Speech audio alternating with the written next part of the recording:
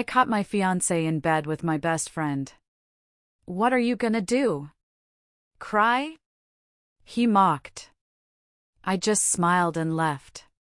This morning, my phone was full of missed calls from both of them. Hello everyone. Thank you for being here with me today. Before I begin my story, I'd love to know which city you're joining us from. Please feel free to share in the comments. Now, let me take you into this story. I still can't believe I'm saying this out loud. My hands are shaking as I think about it, but not from sadness anymore. No, this is pure, ice-cold rage. It all started a few weeks ago, and my phone hasn't stopped buzzing since. My life, the one I had so carefully built, the one that looked so perfect from the outside, was a beautiful, complete lie. Let me give you some background so you understand. My name is Audrey, I'm 34. And until that night, I was engaged to Garrett. We'd been together for 3 years, engaged for 6 months, and I thought my life was perfectly mapped out. He was handsome, charming, the kind of man my mother absolutely adored. We were that couple, the ones whose pictures on social media probably made everyone else a little bit sick with envy. Our wedding was just 4 months away, a beautiful autumn ceremony at a vineyard we'd been planning for what felt like forever. And then there was Paige. My best friend. My maid of honor. We'd known each other for 15 years, since we were awkward 16-year-olds trying to figure out who we were in the high school cafeteria. She was more than a friend, she was the sister I never had. We'd been through everything together, first heartbreaks, college graduations, even the funeral for my father a few years back. She held my hand through the entire service. I trusted her with my life. Was, being the key word in all of that. Looking back, of course, there were signs. Little red flags, tiny little things that made my stomach twist for a second before I pushed the feeling down, telling myself not to be ridiculous. You know how it is. You don't want to see what's right in front of you. You tell yourself you're being crazy, insecure. It's just so much easier to believe the lie. It started subtly, about 4 months ago. Garrett suddenly got this huge health kick. He decided he needed to get in perfect shape for the wedding, which I supported, of course. And who did he hire as his personal trainer? Paige. She'd gotten her certification a couple of years back and was trying to build her client list. At the time, it seemed perfect. My 2 favorite people, working together toward a common goal. I was so proud of them both. What an absolute fool I was. Soon, he started coming home later from his office. Client meetings running long, he'd say, kissing me on the forehead as he dropped his briefcase by the door. Then it was late nights at the gym with Paige. She's really pushing me, babe. I'm gonna look amazing in that tux, he'd grin, flexing his bicep in the mirror, and I'd smile back, telling him how handsome he already was. I didn't question it. Why would I? His phone was always face down on the counter. Always. If we were watching a movie and he got up to get a drink, he'd flip it over. He'd get texts late at night, and I'd see him smile, that little secret smile at the screen from the corner of my eye. If I walked into the room while he was texting, he'd lock it so fast you'd think it was a reflex. Classic, right? A total cliché. But when I'd ask, just gently, who are you texting so late, he'd flip it around on me. The gaslighting was an art form, really. Why are you so controlling, Audrey? Don't you trust me? God, you're getting so insecure lately. Is it the wedding stress? And like an idiot, I'd apologize. I would apologize for feeling suspicious, for my gut telling me something was deeply wrong. I remember one night, about a month before it all blew up. The 3 of us were having dinner at our favorite Italian place. We were laughing, drinking wine, talking about the final details for the wedding. Garrett put his arm around me and said to Paige, "I'm the luckiest man in the world. I'm marrying the most amazing woman, and I've got the best friend anyone could ask for."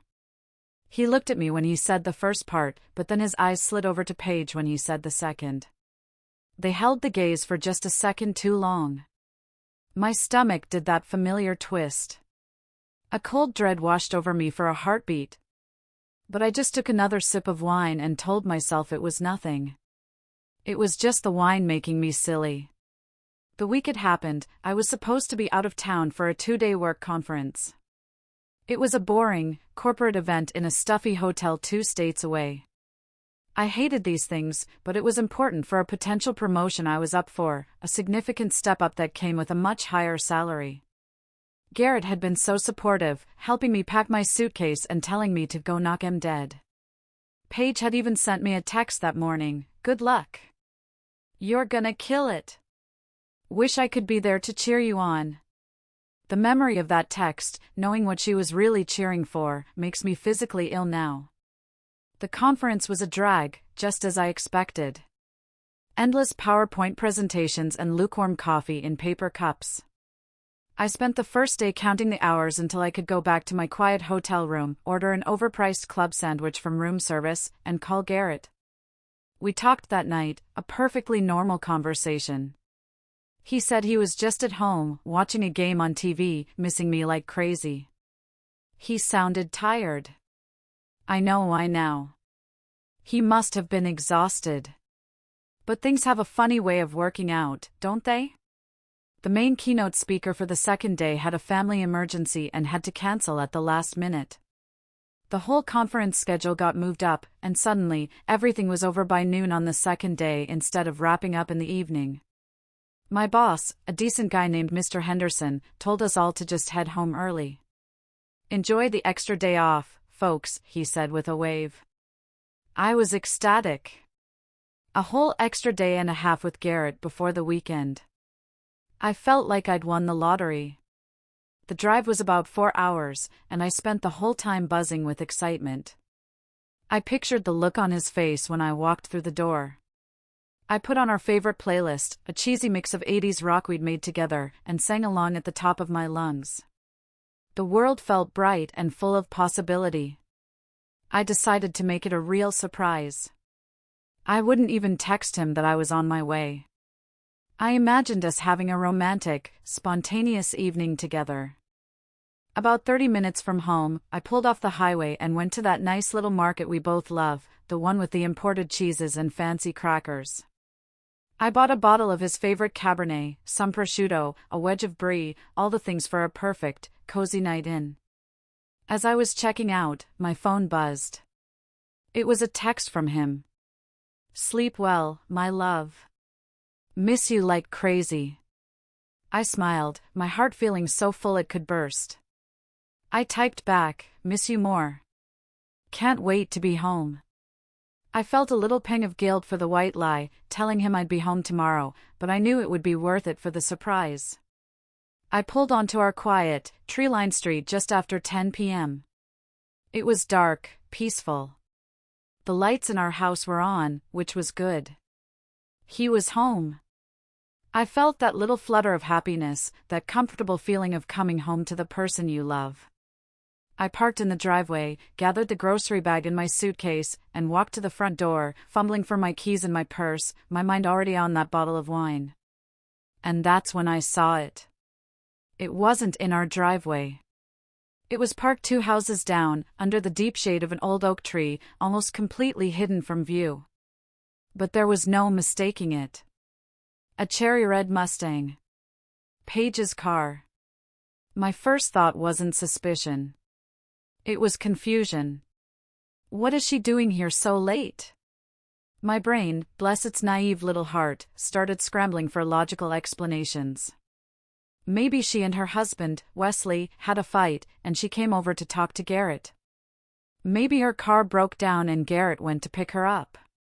Anything, absolutely anything, but the truth that was screaming at me from the shadows. I stood there for a long moment on my own front porch, the cool night air on my skin, the keys cold in my hand.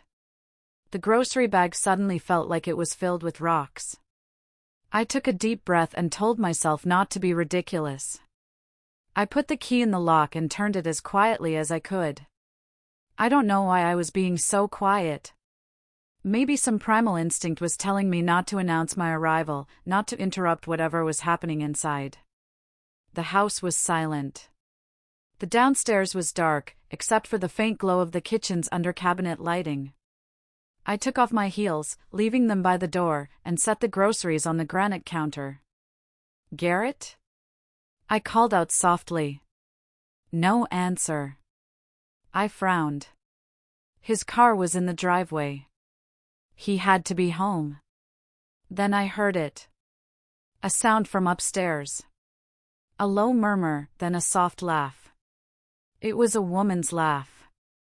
And I knew that laugh better than I knew my own.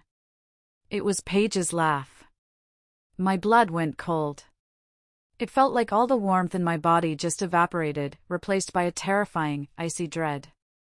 Every excuse my brain had manufactured just shattered into a million pieces.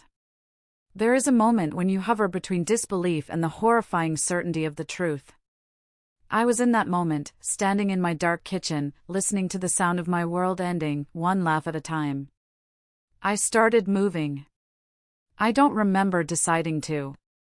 It was like my body was on autopilot, being pulled by an invisible string. I left my suitcase, the wine, the cheese, and walked towards the stairs. My footsteps made no sound on the thick runner. My own heartbeat was a deafening drum in my ears. The closer I got to our bedroom door, which was slightly ajar, the clearer the sounds became. His voice, her voice. Whispering. Another laugh. And then a sound that made my stomach clench so hard I thought I would be sick. The rhythmic creak of our bed. Our bed. The one we picked out together at Pottery Barn. The one where we talked about our future, our kids, our dreams. My hand was shaking as I reached for the doorknob. For a split second, I thought about turning around. Just walking out the door, getting in my car, and driving until I ran out of gas. Pretending I had never come home. But I couldn't. I had to see. I had to know for sure. I pushed the door open. And there they were. Tangled together in our white linen sheets. The room was dimly lit by the bedside lamp, casting long shadows on the walls that made them look like grotesque monsters. They didn't see me at first. It took them a second that stretched into a painful, suffocating eternity. Paige saw me first. Her eyes widened in genuine horror, her mouth opening in a silent "oh." She scrambled to pull the sheet up to her chin, a useless gesture of modesty. Garrett turned, and his face was a mask of pure shock, his mouth hanging open. I just stood there, framed in the doorway, unable to move, unable to breathe. The silence in the room was absolute, heavy, choking me. All I could hear was the blood rushing in my ears, a roaring sound like the ocean. Garrett finally found his voice, and the first words out of his mouth weren't an apology. They were an accusation. "Audrey, what are you? You're not supposed to be home until tomorrow." As if my early arrival was the real crime here. Paige started stammering, her voice trembling, tears already welling in her eyes. "Oh my God, Audrey. I'm so sorry, we can explain." But I wasn't looking at her. I was looking at the man I was supposed to marry in 4 months. The man I loved with my whole being. And as I watched him, his shock melted away, replaced by something else. Something ugly and twisted. A defensive arrogance. A smirk started to play on his lips. He sat up, the sheet pulled around his waist, and he looked me right in the eye, a challenge in his gaze. And then he said the words that would echo in my head for weeks, the words that lit the match of my rage and burned down the last remnants of my love for him. "What are you gonna do?" he sneered, his voice dripping with contempt. "Cry?" Something inside me snapped. The shock, the horror, the heartbreak, it all vanished, replaced by a sudden, terrifying calm. It was the kind of calm that comes before a hurricane. I didn't cry. I didn't scream. I didn't throw the lamp at his head, though God knows I wanted to. I slowly reached into my purse and pulled out my phone. The flash was startlingly bright in the dim room, making them both flinch. I took one picture. Then another. And another.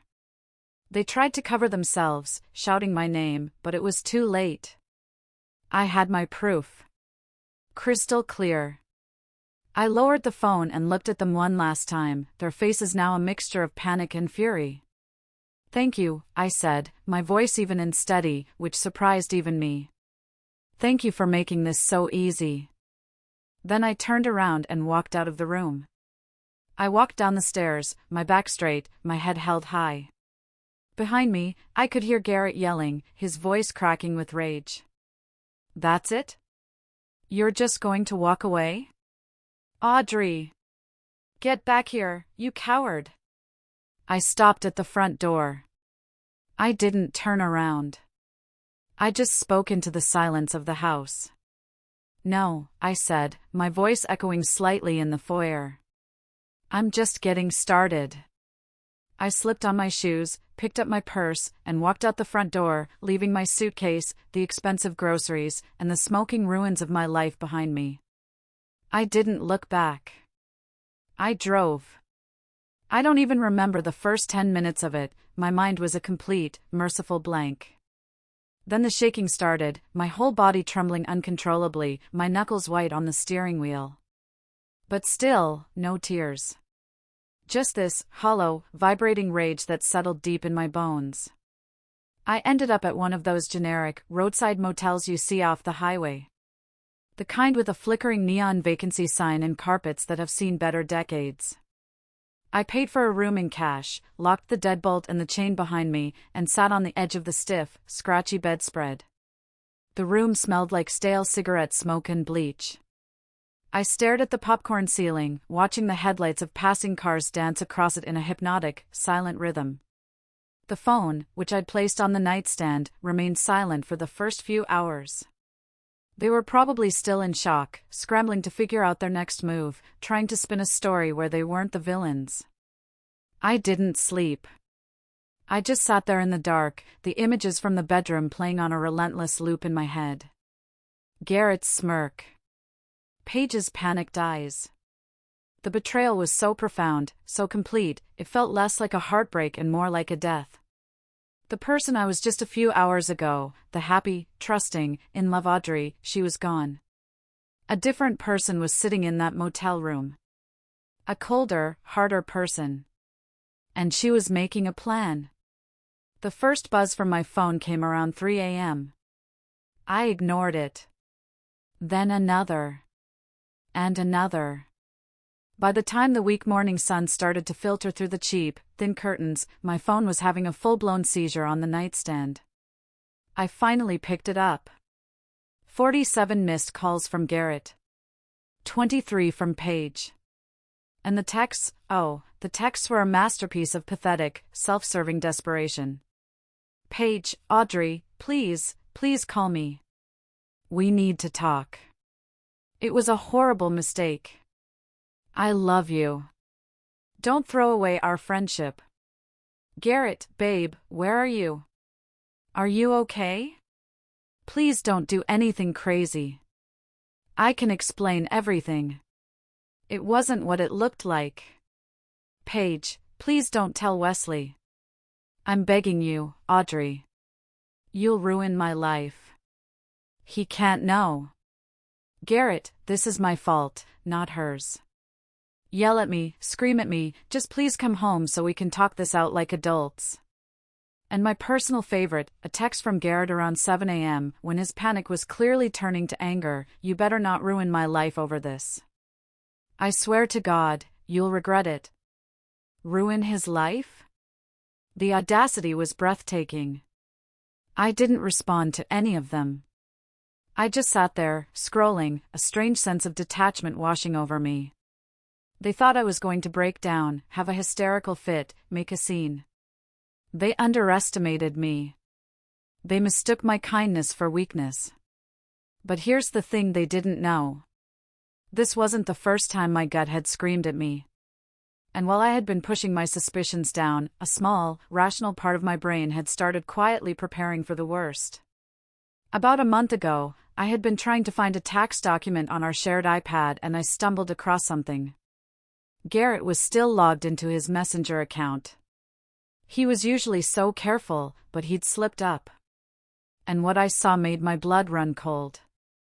Messages between him and Paige. Not just a few.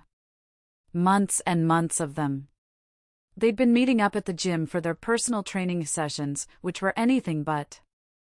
They talked about my work schedule, my business trips, the times I'd be out of the house visiting my mother. They were planning their sordid hookups around my life. The best part? He'd been paying Paige for these sessions using our joint credit card. My money. Paying my best friend to sleep with my fiancé. The sheer, unmitigated gall of it all. I had taken screenshots of everything that day, my hands shaking so badly I could barely hold the iPad steady. I saved them all to a secure, password-protected folder in the cloud, telling myself I was being crazy, that I'd probably delete them in a week and laugh at my own paranoia. But I never did. And now, sitting in that dingy motel room, I was so incredibly grateful for that moment of foresight. I had receipts. Literal, actual receipts. So, while they were blowing up my phone with their pathetic pleas and empty threats, I was already in motion. My first call wasn't to a friend or my sister. It was to my bank. I got a wonderfully helpful woman named Brenda on the line. I calmly explained that I needed to separate my joint accounts immediately due to, let's call it, irreconcilable differences. I moved my half of our savings, money I had earned from my salary and a small inheritance from my grandmother, into a new, private account. I had her freeze the joint credit card and remove Garrett as an authorized user on my personal cards. Brenda must have heard this story 1,000 times. There was no judgment in her voice, only efficient sympathy. You got it, honey, she said in a warm, motherly tone. We'll take care of everything on our end. You just take care of yourself. Next, I sent a single, mass email. It went to the wedding venue, the caterer, the photographer, the florist. The subject line was simple: wedding cancellation, Audrey and Garrett. The body was just as brief. Due to unforeseen circumstances, the wedding scheduled for October 12th is cancelled. Please consider this email as formal notification. I knew I'd lose some deposits, but it was a small price to pay for freedom. I spent the rest of the morning methodically untangling our lives. I changed the passwords on every single one of my accounts, streaming services, online shopping, even the electric bill. It was a tedious, strangely cleansing process. With every new password I created, I felt a little bit of my old life sloughing off, making way for whatever came next. They were still trying to reach me, of course. The calls had turned into voicemails, each one more frantic than the last. I listened to one from Garrett, just out of morbid curiosity. He was crying. Actual, sobbing tears. Audrey, I love you, he choked out. I made the biggest mistake of my life. I was weak. Please, please just talk to me. It was a great performance. Too bad I had months of messages that proved his love was a convenient lie. I deleted the voicemail and blocked both their numbers. Silence. For the first time in what felt like an eternity, my phone was quiet. The silence was beautiful. It was the sound of me taking back control. The rage was still there, a low, steady burn in my chest. But now, it had a purpose. It was fuel. They thought I would crumble. They had no idea I was just laying the foundation for their destruction. I knew they wouldn't give up that easily. Around noon, there was a sharp knock on my motel room door. I froze. I ignored it. Then the knocking got louder, more insistent. Audrey! I know you're in there. I saw your car. Open the door. It was Garrett. His voice was muffled through the cheap wood, but the arrogance was still there. I walked over to the peephole. He was standing there, his hair a mess, his face pale and strained. Paige was hovering behind him, her face red and swollen from crying. She wouldn't meet my eye, even through the peephole. They looked pathetic. I felt nothing. No pity, no lingering affection. Just a cold, hard emptiness where my heart used to be. I didn't open the door. I just stood there, watching them through the distorted lens. He knocked again, harder this time, making the door rattle in its frame. Audrey, for God's sake. Don't be so childish. We need to talk about this. Childish? He had the nerve to call me childish? The man who was screwing my best friend in our bed just hours ago? I almost laughed out loud. Instead, I just stayed silent, my back pressed against the wall, waiting for them to give up. After another 5 minutes of knocking and calling my name, they finally did. I watched them walk away, their shoulders slumped in defeat. Garrett kicked the tire of his expensive car before getting in. Good. Let them feel a fraction of the frustration I was feeling.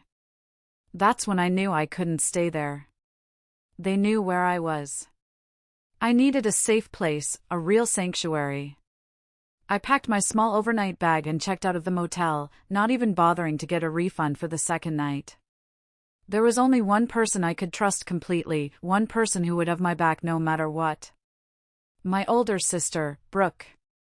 Brooke lived about an hour away in a neighboring city. She was a no-nonsense divorce lawyer, ironically enough. She was tough, pragmatic, and had a BS detector that was second to none. She'd never been a huge fan of Garrett, always saying he was too smooth for his own good. Turns out, a lawyer's intuition is usually spot on. I called her from the car as I got on the freeway. "Hey," I said, trying to keep my voice steady. "Can I come stay with you for a bit? A few days, maybe?" "Of course," she said immediately, no questions asked. That was Brooke. Solid. Dependable. Then, after a pause, she added, her voice softening, "Is everything okay? You sound weird." And that's when the dam broke. The tears I hadn't shed, the screams I hadn't screamed, they all came out in one gut-wrenching, ugly sob. I had to pull over to the side of the road, onto the gravel shoulder, because I couldn't see through the flood of tears. I told her everything. The whole sordid, ugly story. The gym, the late nights, the text messages, walking in on them, Garrett's sneer. Everything. She listened patiently, the only sound on her end being her quiet, steady breathing. She didn't interrupt, she just let me pour it all out. When I finally finished, hiccuping and gasping for air, there was a long silence on the line. Then she said, her voice dangerously calm and laced with steel, "That son of a bitch. Okay. You drive here. Drive carefully. When you get here, we're going to have a glass of wine, and then we are going to burn their worlds to the ground." Arriving at Brooke's house felt like reaching a sanctuary. She opened the door before I was even out of the car, wrapping me in a fierce hug that felt like it could hold my broken pieces together. I must have looked a wreck. I felt like one. She steered me inside, sat me down on her comfortable couch, and handed me a glass of water, which I drank gratefully. Her home was calm and orderly, a stark contrast to the chaos in my head and my life. We sat up late that night, a bottle of expensive red wine between us. For the first time, I showed someone the screenshots I had saved. As Brooke scrolled through them on my phone, her expression hardened. As a divorce lawyer, she'd seen her fair share of infidelity, but this was her little sister. This was personal. The sheer arrogance, she muttered, shaking her head. They documented their own downfall, Audrey. From a legal standpoint, these are gold. The next day, just as I predicted, Garrett and Paige tried a new tactic. They started trying to get to me through other people. My phone, which I'd unblocked just to see what would happen, started lighting up with texts from mutual friends. "Hey, Garrett's really worried about you. He says there was a huge misunderstanding. Paige is a complete mess. She says she made a terrible mistake and just wants a chance to apologize." They were trying to control the narrative, painting me as the unstable, emotional woman who had run off after a simple misunderstanding. That's when I decided it was time to deploy my first real weapon. Paige had a husband. Wesley. A quiet, kind man who worked as an architect. He adored Paige. He thought the sun shone out of her. He had just helped her finance the expansion of her home gym. And he deserved to know who he was married to. The thought of telling him made me sick to my stomach. I was about to detonate a bomb in the middle of this innocent man's life. I wrestled with it for hours, pacing back and forth in Brooke's guest room. Brooke was firm. "He has a right to know, Audrey," she said, sitting me down. "He's living a lie. The kindest, most respectful thing you can do for him is to tell him the truth. Let him make his own decisions based on facts, not fiction." She was right. So, with a deep breath and a heavy heart, I found his number in my contacts and sent him a simple text. "Wesley, this is Audrey. I know this is out of the blue, but there's something urgent we need to talk about in person. It's about Paige and Garrett." He responded almost immediately. "Is everything okay?" "Not really," I typed back, my fingers trembling slightly. "Can you meet me for coffee tomorrow morning?" We agreed to meet at a small, neutral coffee shop halfway between Brooke's house and his office. I spent the rest of the night feeling anxious, rehearsing what I would say. There's no easy way to tell someone their entire life is a lie. I made physical copies of the most damning screenshots and put them in a plain manila envelope. I felt like a spy in some cheap movie, but as Brooke said, it was better to have physical proof that he could look at on his own time. The next morning, I saw him sitting at a small table in the back of the coffee shop. He looked worried, his brow furrowed. I walked over, my heart pounding against my ribs. "Wesley," I said softly. He stood up, a gentleman as always. "Audrey. What's going on? Is Paige okay?" His first thought was for her. It broke my heart a little. "Paige is fine," I said, my voice flat. "Please, sit down." We sat in an awkward silence for a moment after ordering our coffees. He was looking at me expectantly, his kind eyes filled with concern. I decided to just rip the Band-Aid off. There was no gentle way to do this. "Wesley," I began, my voice shaking slightly despite my best efforts. "I'm so sorry to be the one to tell you this. There's no easy way to say it.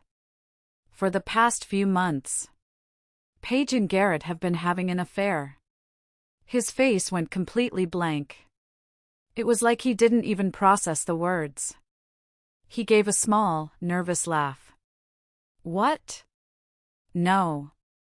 That's not possible. You must be mistaken. They're just friends." "I wish I was," I said, my voice thick with an emotion I couldn't name. I pushed the manila envelope across the table.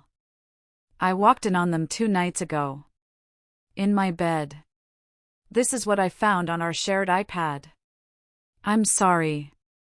He stared at the envelope as if it were a venomous snake. For a long moment, he didn't touch it.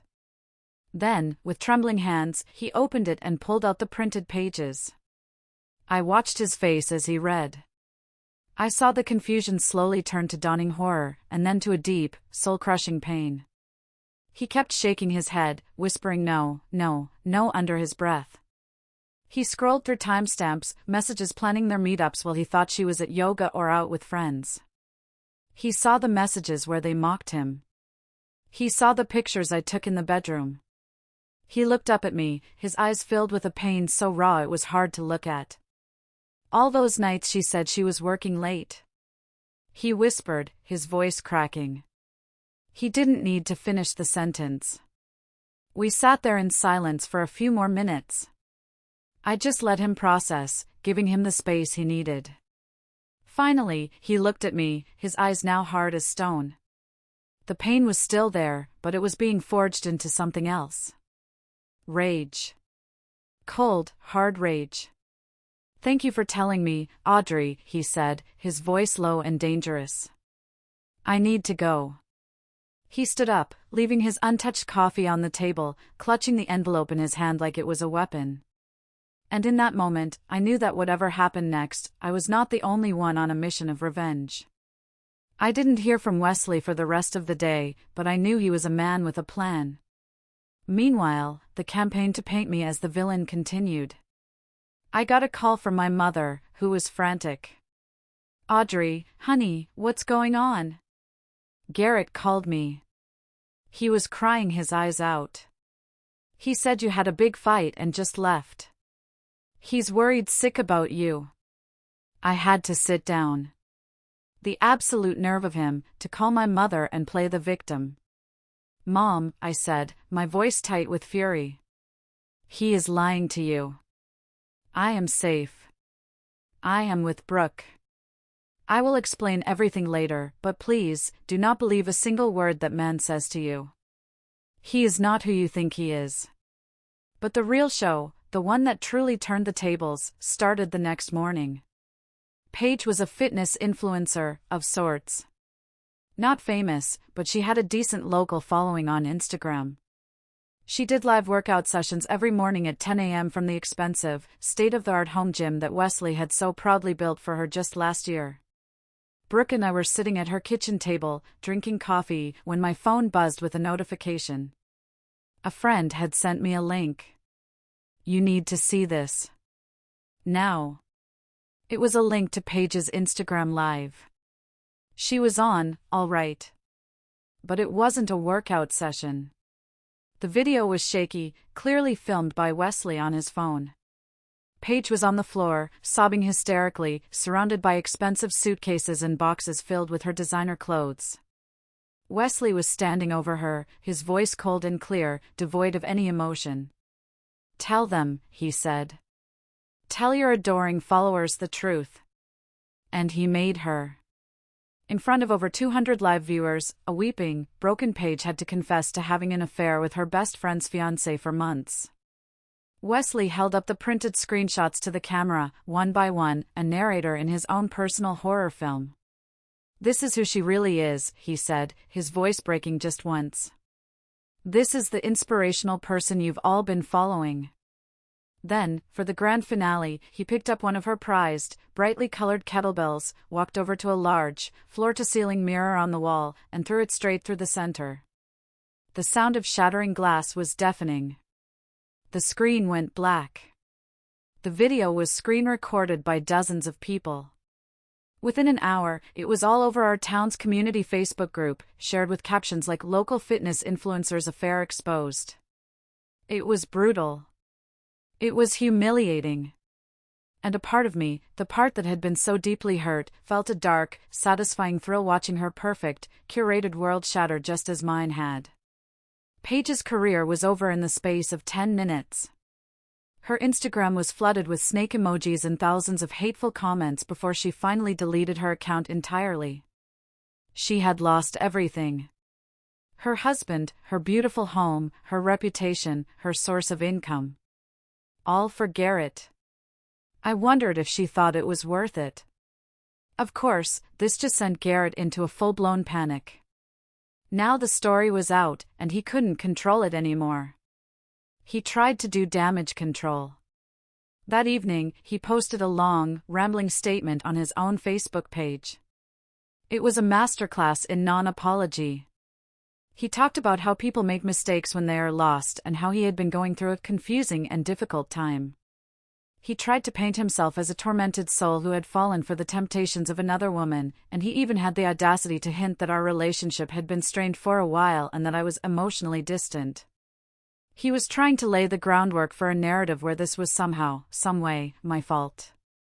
I read the post, sitting on Brooke's couch, and I just laughed. It was so pathetic it was almost comical. Confusing time? I said to Brooke, reading a line out loud. The only thing confusing is how he thought he'd get away with this. Brooke smiled, a slow, dangerous smile that I knew meant she was plotting. Oh, honey, she said. He thinks that sad little post is damage control? He has no idea what's coming. It's time to show them what a real, emotionally distant woman can do. She was right. His little pity party on social media was the last straw. He wanted to play games?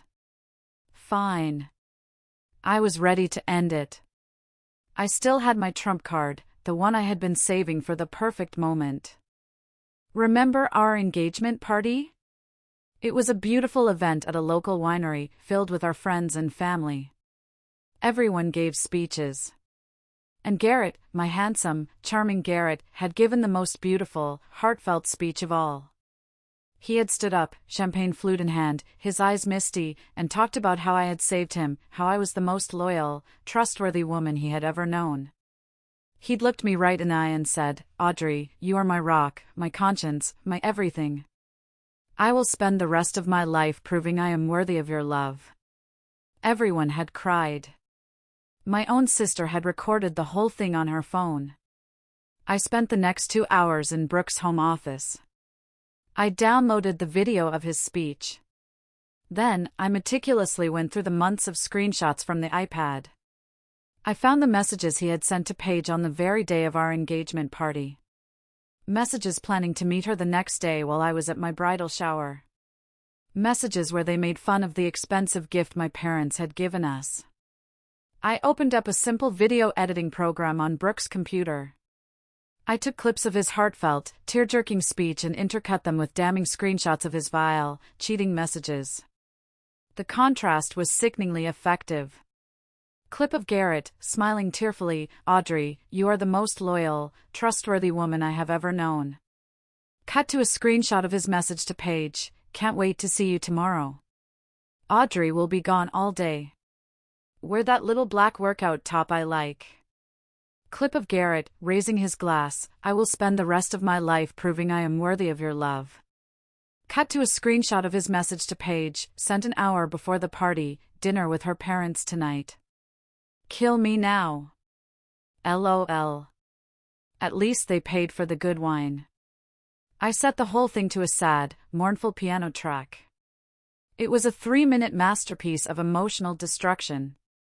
When I was done, I uploaded it to YouTube, set it to unlisted, and then simply posted the link in the comments section of his self-pitying Facebook post.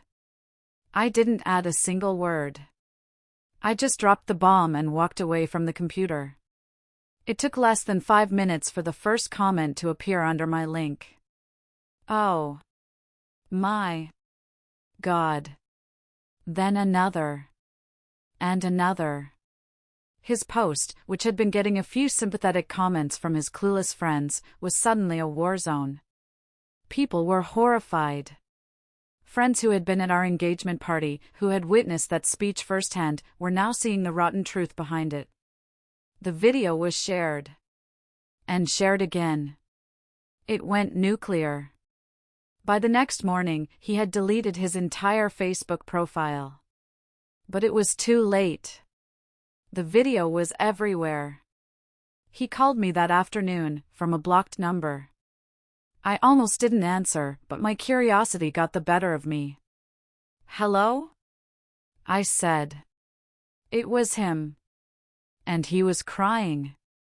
Not the fake, manipulative sobs from the voicemail.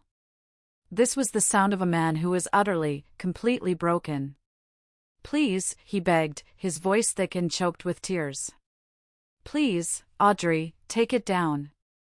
My boss saw it. My family, my parents won't even speak to me. You've destroyed me." I held the phone to my ear, listening to his pathetic whining. I thought about the pain he had caused me. I thought about the humiliation. I thought about his smug, arrogant smirk in our bedroom. I felt a wave of pure, cold satisfaction wash over me. I let him cry for another few seconds, savoring the sound. Then, I took a deep breath. "What are you gonna do?" I asked, my voice calm and quiet. "Cry?" Then I hung up. The moment I disconnected the call, a profound silence filled the room. It was the kind of quiet that follows a massive explosion. It was over. The war was won. Garrett and Paige had built their own funeral pyre, and I had simply provided the match. If you have listened this far, please do me a favor and hit that like button, and then comment the number 1 down below. That way, I'll know you gave me a like, and I'll know that you're here with me, walking through this journey. Your support is a bigger encouragement than you can imagine. Please, comment with a 1, and let me tell you the rest of my story. The aftermath was quiet. For me, at least. For them, it was a hurricane of consequences. The video didn't just go viral among our friends, it somehow made its way to the corporate headquarters of Garrett's financial firm. He worked in a field where reputation and trust are everything. His boss, a conservative, family values kind of man, called him in for a meeting the day after the video went public. I heard through the grapevine, our town was small, after all, that Garrett was placed on indefinite leave, pending a review. Everyone knew what that meant.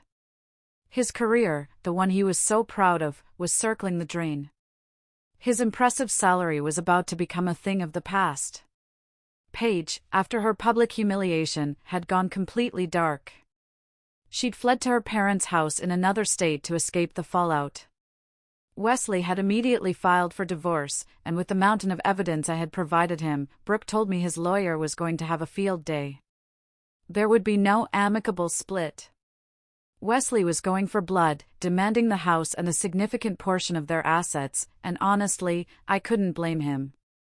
My own life, in contrast, became a whirlwind of practical, forward-moving tasks.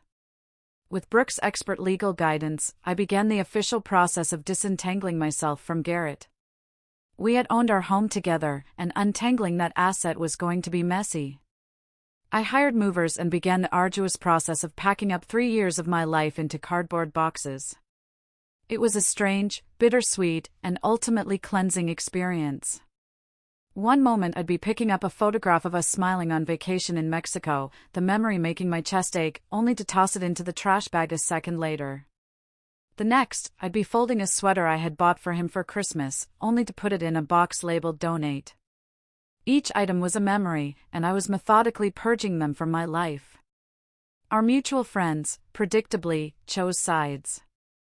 The vast majority of them, after seeing the undeniable proof in the video, sided with me. My phone was flooded with texts and calls, all expressing shock, horror, and unwavering support.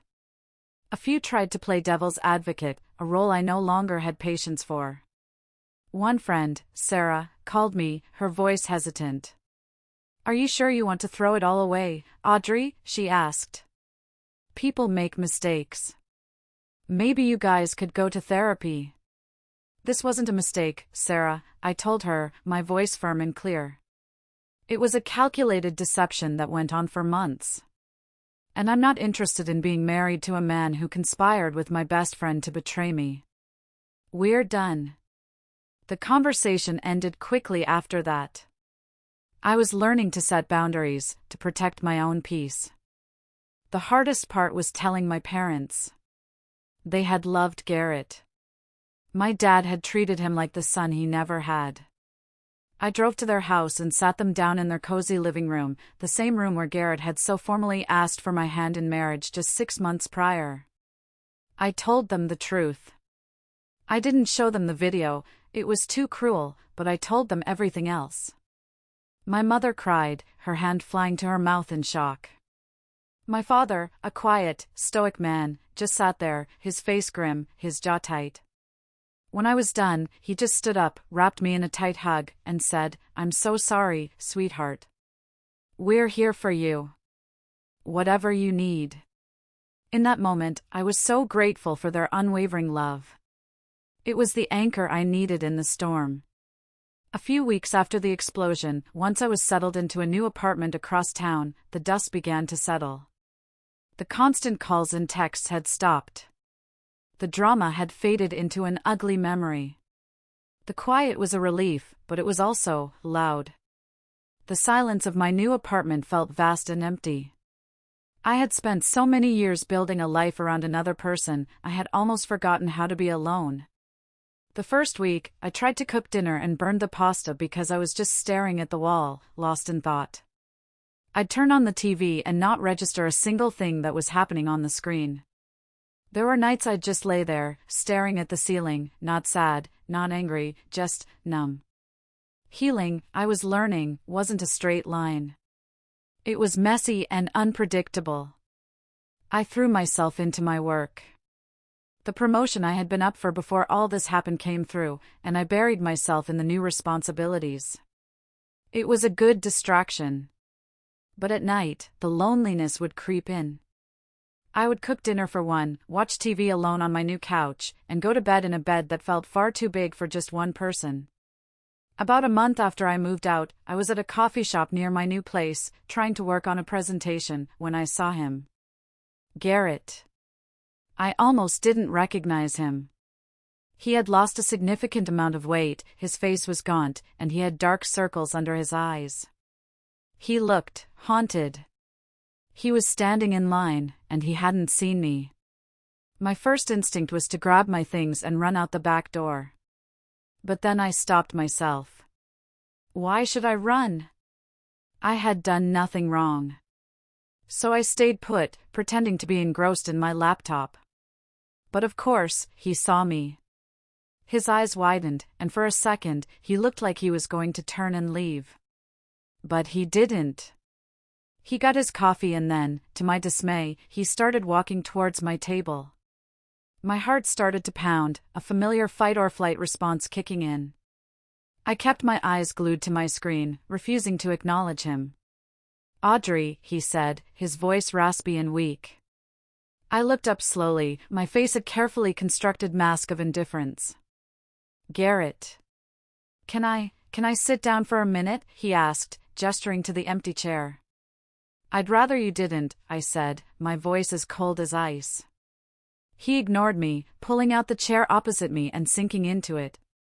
He just stared at me for a long moment, as if he was seeing a ghost. "You look good," he finally said.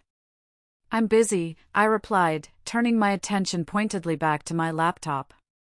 I wanted to say I'm sorry," he stammered, his eyes welling up with tears. "What I did, it was unforgivable. I know that. And what you did, well, I guess I deserved it." I stopped typing but didn't look up. "Is that all?"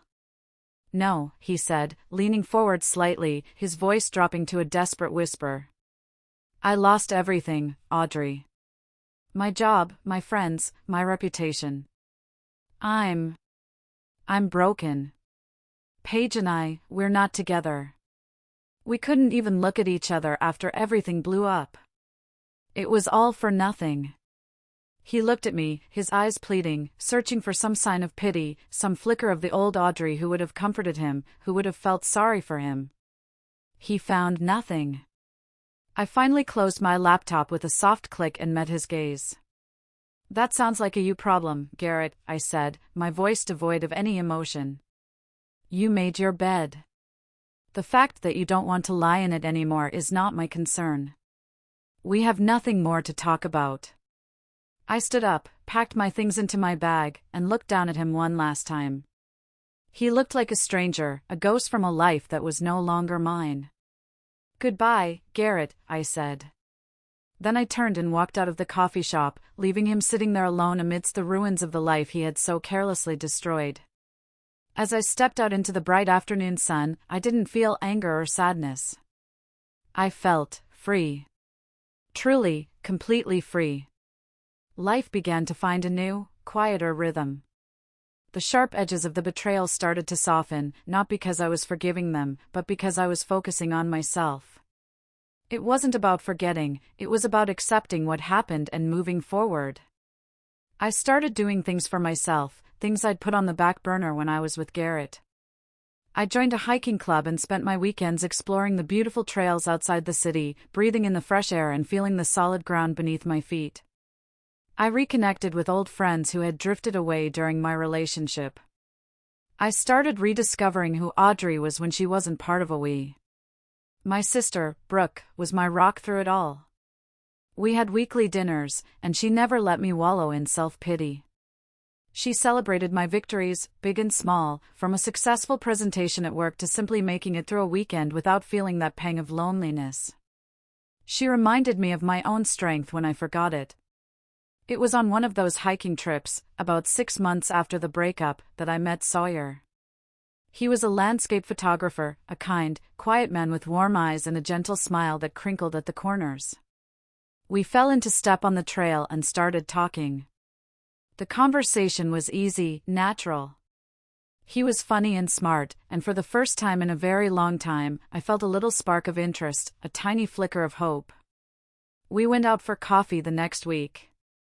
I was nervous, my guard was up so high it was practically in orbit. I decided to just be honest. I told him, in a condensed, less dramatic version, that I had just gotten out of a very bad engagement. I figured it was better to scare him off early if he was going to be scared off at all. He listened patiently, his expression unreadable. When I finished, he was quiet for a moment. Then he just said, "I'm so sorry that happened to you. No one deserves to be treated like that." And that was it. No judgment, no invasive questions. Just simple, human compassion. We started seeing each other regularly. We took it slow, very slow. He was patient, understanding that I came with baggage and serious trust issues. He never pushed. He earned my trust, little by little, through his consistent, honest actions. He always left his phone face up on the table. He was open and honest about where he was and who he was with. They were small things, but to me, they were everything. He was everything Garrett pretended to be. One evening, a few months later, we were cooking dinner at my apartment. Music was playing softly on a speaker, and we were laughing about something silly I had done at work. He stopped chopping vegetables, turned to me, and said, "You know, I'm really glad that idiot broke your heart." I raised an eyebrow, surprised. "You are?" "Yeah," he said, his expression serious now, his warm eyes looking right into mine. "Because if he hadn't, I never would have met you." And in that moment, I knew I was healed. The scars were still there, a faint, silvery reminder of the battle I had fought and won. But they no longer hurt. They were just a part of my story, a chapter that was now closed. I still hear things now and then through the small-town grapevine. Garrett ended up moving to another state to try and start over, taking a much lower-paying job in a different field. I heard he's dating someone, but it's nothing serious. Paige is still living with her parents, her divorce finalized. She works as a receptionist at a dentist's office now. Their grand, passionate affair imploded, leaving nothing but wreckage and regret in its wake. I don't feel joy at their misfortune anymore. I just feel indifferent. Their lives are their own, and they have to live with the consequences of their choices. My life is mine.